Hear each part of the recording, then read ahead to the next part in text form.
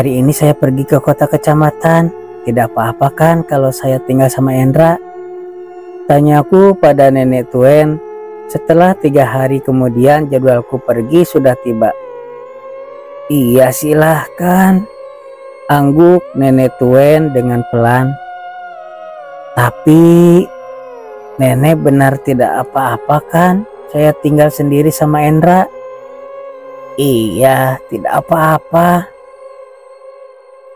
Baiklah, dan nanti kalau nenek perlu apa-apa, Endra bisa kok bantuin nenek. Iya Mela, sekarang saya pamit dulu ya Nek. Iya, hati-hati dan terima kasih Mel. Sama-sama Nek.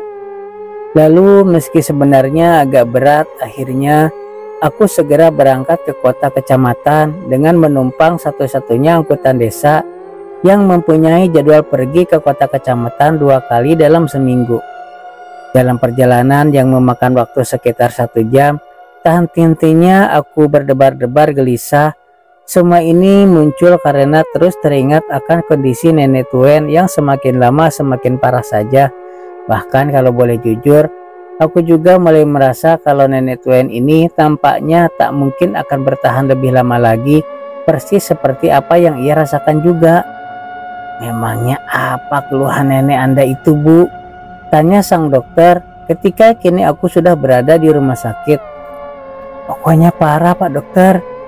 Itulah sebabnya saya tidak bisa membawanya ke sini, sahutku menjelaskan. Baiklah, kalau begitu saya akan ikut ke desa Anda, ucap sang dokter akhirnya dengan nada penuh keikhlasan. Terima kasih Pak Dokter, saya tidak tahu harus berkata apa lagi, sebab saya sungguh tak menyangka jika akhirnya Pak Dokter mau secara sukarela datang ke desa kami. Ya itu kan sudah kewajiban saya, balasnya sambil tersenyum ramah. Lalu setelah mempersiapkan semuanya, kami pun segera berangkat. Tapi untuk kali ini tidak menumpang angkutan umum lagi. Aku ikut dengan sang dokter yang sengaja membawa motornya sendiri. Selama dalam perjalanan kami tidak banyak bicara, karena selain tidak kenal akrab, aku pun merasa segan karena yang memancingku itu adalah bukan orang biasa. Kami baru terlibat pembicaraan ketika sudah berada tak jauh dari rumahku. Itu pun karena kami sama-sama melihat telah banyak orang yang berkumpul di sana. Wah, rumah ibu ternyata ramai juga ya, ucap sang dokter sembari mulai memelankan laju motornya. Iya Pak Dokter, soalnya saya memang punya usaha jualan kue. Itu mungkin para pelanggan saya yang sedang menunggu saya datang, sahutku sembari tersenyum bangga. Ya, saya salut sama ibu, angguknya kemudian dan segera memarkirkan motornya tepat di halaman rumahku. Dan begitu kami turun dari motor, beberapa warga termasuk Pak RT datang menghampiri kami dengan wajah sedih. Awalnya aku merasa heran dan bingung, namun pada akhirnya aku mulai paham apa arti dari wajah-wajah sedih itu. Sementara itu, 3 hari setelah pemakaman nenek Tuen, aku mulai merasa was-was dan juga kesepian. Ini biasanya terjadi bila para warga sudah bubar dari ibadah penghiburan, yaitu semacam acara tahlilan kalau dalam agama Islam. Ibu kenapa? Tanya putraku heran ketika sekitar jam 8 malam aku masih hilir mudik di dalam rumah tanpa bisa tenang sedikit pun. Entahlah Ndra, ibu hanya gelisah saja. Kamu sendiri kenapa masih belum tidur? Tanyaku kepada anakku. Aku menunggu ibu, sahutnya dengan pelan. Ya sudah, sekarang ayo kita tidur, ucapku akhirnya sembari merangkul dan membawanya ke dalam kamar. Beberapa jam berlalu, aku memang sempat tertidur sebentar, namun menjelang pukul 1 dini hari, aku mendadak terbangun karena merasakan ada seseorang yang bergerak-gerak di samping tubuhku, dan betapa kagetnya ketika ternyata itu berasal dari putraku sendiri. Kamu ngapain, Ndra? Kenapa tidak tidur? Tanyaku heran, sembari terus menatapnya yang tampak gelisah dan tak mau diam. Aku tidak bisa tidur, Bu, sahutnya pelan.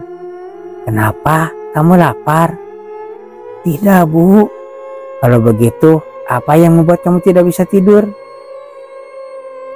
Nenek buyut, dia selalu datang dalam mimpiku, Bu. Aku kan jadi takut, sahut putraku dengan wajah memelas dan sedih. Maksud kamu nenek Tuen? Iya, Bu. Tuh, jantungku langsung berdegup kencang dan aku tak bisa berkata apa-apa selain langsung menariknya ke pelukanku. Gimana caranya agar aku tidak bermimpi nenek buyut lagi, Bu? Tanya putraku lagi. Setelah beberapa saat, kami saling terdiam karena ketakutan. Kamu harus banyak-banyak berdoa. Sudah kok, Bu, tapi dia tetap datang. Doanya kamu mungkin kurang lengkap. Jadi mulai sekarang, biar ibu saja yang akan memimpin doa. Iya, Bu. Lalu setelah sudah merasa sedikit tenang, kami kemudian mulai melipat tangan dan memanjatkan doa apa saja yang ingin kami ucapkan. Hal ini berlangsung sekitar 10 menit hingga akhirnya harus berhenti karena mendadak muncul suara-suara berisik dari arah dapur. Suara-suara berisik itu awalnya hanya samar-samar saja, namun begitu kami mulai memasang telinga untuk mendengarkan dengan seksama, barulah kami mengerti jika itu adalah suara langkah kaki manusia. Itu siapa, Bu? Bisik putraku dengan suara gemetar. Ibu juga tidak tahu. Jangan-jangan itu maling, Bu. Bisik putraku lagi dengan suara yang semakin pelan. Entahlah, bagaimana kalau ibu periksa saja ya? Jangan, Bu, aku takut sendirian di sini, cegah putraku sembari mencengkram lengan kiriku. Tidak apa-apa, ibu cuma sampai di depan kamar saja. Ibu juga tidak berani kalau sampai ke dapur, ucapku berterus terang. Tapi sudah, kamu tenang saja. Iya, Bu, angguk putraku akhirnya. Kemudian sembari menarik napas panjang, aku perlahan menjulurkan kepala untuk melihat keadaan di dapur sana.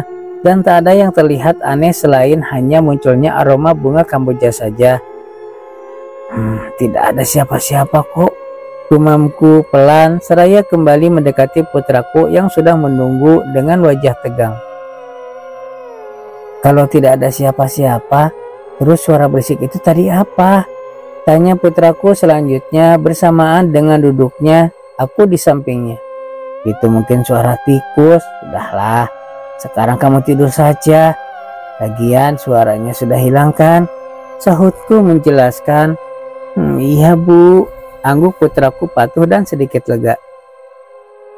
Beberapa puluh menit berlalu, akhirnya putraku tertidur juga. Dan aku cukup senang karena itu artinya ia tak harus ikut menanggung rasa takut lagi. Jadi sekarang hanya tinggal aku sendiri yang terjaga bersiap siaga bila saja ada hal-hal aneh yang akan terjadi. Udaranya semakin lama semakin dingin saja, gumamku dalam hati sembari memeluk tubuh sendiri ketika beberapa saat selanjutnya mendadak berhembus angin semilir yang entah berasal dari mana. Sejauh itu memang tak banyak yang aku lakukan selain duduk-dudukan di pinggir ranjang saja. Namun ketika semakin lama perasaanku semakin tak nyaman, maka pada akhirnya aku mulai gelisah dan serba salah. Sebaiknya aku pasang penangkalnya sekarang saja deh. Siapa tahu nanti hantu nenek Tuen malah muncul dengan tanpa diduga-duga. Ucapku akhirnya sambil bergerak bangun menuju lemari. Lalu setelah mengaduk-aduk isinya, akhirnya aku menemukan apa yang aku cari. Apakah benda ini benar-benar bisa diandalkan ya? Gumamku pelan seraya menimbang-nimbang penangkal yang ada di tanganku, yang kalau dipikir-pikir sangat biasa karena hanya terdiri dari beberapa helai rambut landak, beberapa buah jeruk nipis, dan 3 siung bawang putih saja. Tapi mendingan coba saja dulu, aku yakin Nenek Tuen dulu tidak akan bohong mengenai ini. Gumamku lagi sembari mulai memasang benda-benda tadi di beberapa tempat yang sudah ditentukan. Beberapa saat setelah memasang penangkal-penangkal tadi, awalnya aku sempat merasa semuanya akan baik-baik saja. Namun ternyata beberapa menit kemudian, tiba-tiba malah tercium aroma busuk yang cukup menyengat hidung. Hal ini akhirnya terpaksa membuat aku gelisah kembali. Kok malah begini sih? Celetukku sembari garuk-garuk kepala. Apa penangkalnya gagal ya? Sambungku dengan kening berkerut. Kalau kayak gini mending sambil berdoa saja. Tukasku akhirnya sembari mengambil posisi duduk bersila. 10 menit berdoa, aroma tadi semakin lama malah semakin tajam saja, yang membuat aku semakin tak berani pula bergerak karena saking takutnya. Bahkan aku juga tak berani beranjak kemana-mana ketika dari halaman depan sayup-sayup mulai muncul suara langkah kaki yang entah milik siapa. Dalam keadaan seperti ini, yang ada dalam otakku hanyalah dua. Yang di luar sana bisa saja hantu nenek tuen atau justru makhluk seram yang selama ini meneror para warga desa. Ya Tuhan, kalau yang di luar itu adalah hantu nenek tuen, mungkin dia akan takut dengan penangkal-penangkal tadi. Tapi kalau justru yang datang adalah makhluk yang selama ini sedang ramai dibicarakan warga, aku mesti gimana ya? Keluhku dalam hati sambil meringis takut dan kebingungan. Dan sementara itu, di saat aku sedang sibuk memikirkan apa yang akan terjadi nanti, mendadak saja aku merasakan haus yang sangat luar biasa. Rasa haus ini muncul setelah rasa gatal yang datang tiba-tiba di sekeliling leherku. Leherku kenapa ya?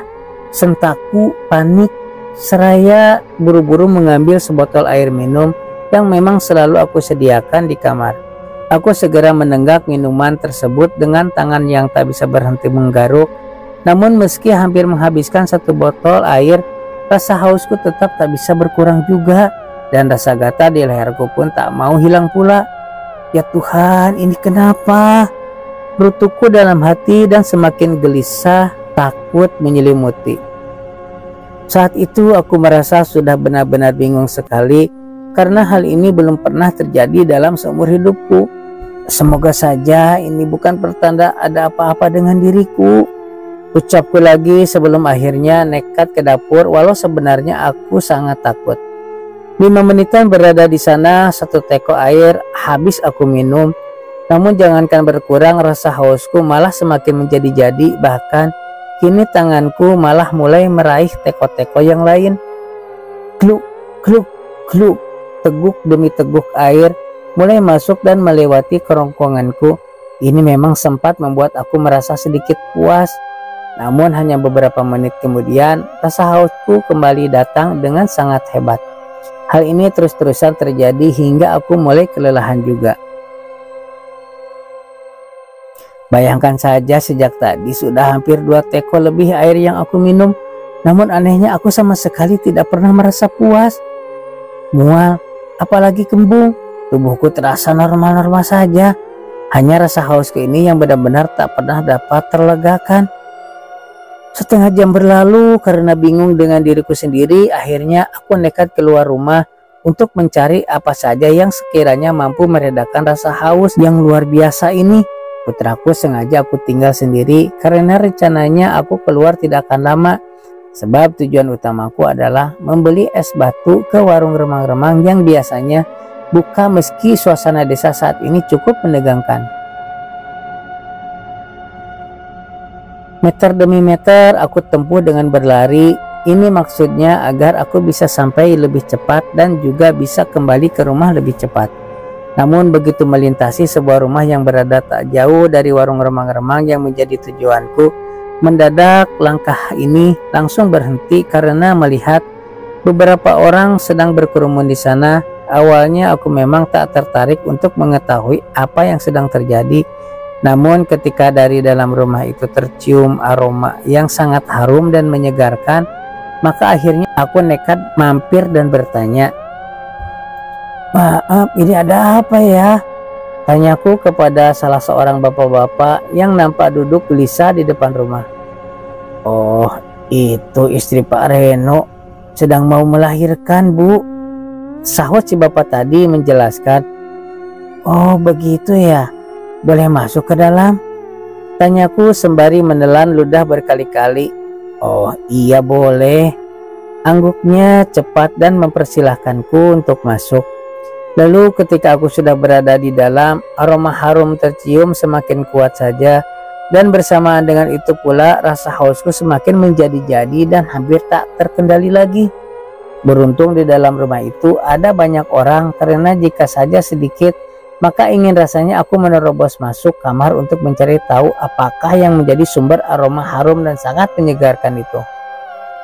"Maaf, ibu ini siapa ya?" tanya seorang gadis remaja yang rupanya sejak tadi terus memperhatikan gerak-gerikku.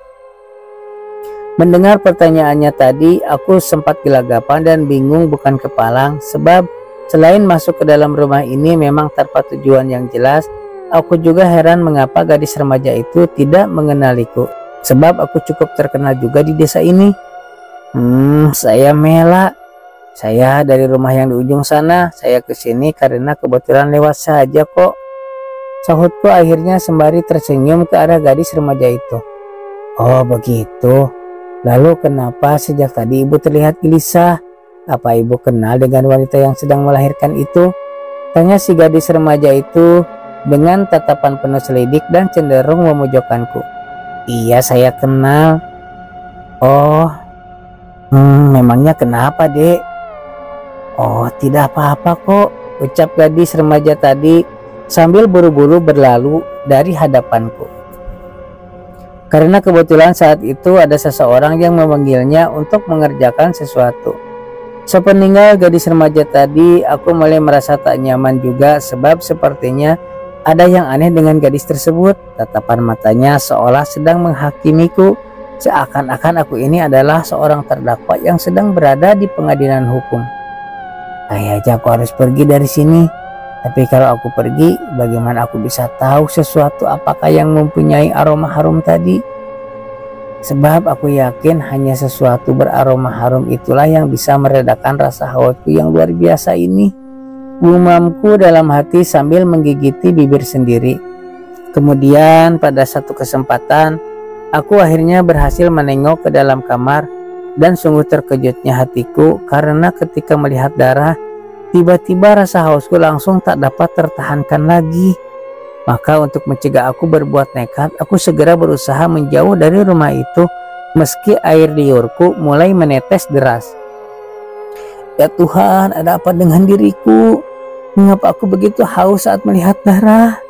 Berutuku sambil terus berlari pulang walau hati ini menjerit-jerit untuk segera meminum darah yang aku lihat tadi. 5 menit berikutnya aku sudah berada di rumah dengan napas yang tersengal-sengal. Rasa panik, gelisah, dan takut segera menyergapku habis-habisan.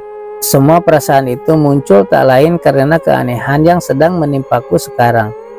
Sepertinya aku harus akhiri semua ini, gumamku kemudian. Setelah untuk beberapa saat lamanya aku mengalami perang batin yang cukup sengit. Lalu setelah menghela napas panjang, aku kemudian mulai beranjak menuju ke lemari pakaian. Aku sempatkan dulu melirik ke arah putraku sebentar sebelum kemudian mulai membongkar seluruh isi lemari tersebut dengan perlahan. Satu demi satu semuanya mulai berserakan di lantai, dan saat itu juga hatiku semakin lama semakin tegang dan panik sebab alasan dari aku membongkar semua isi lemari itu malah tak ada. Gawat, kemana minyak itu? Gumamku sembari menggigit bibirku yang terasa dingin seolah tanpa darah. Bersambung.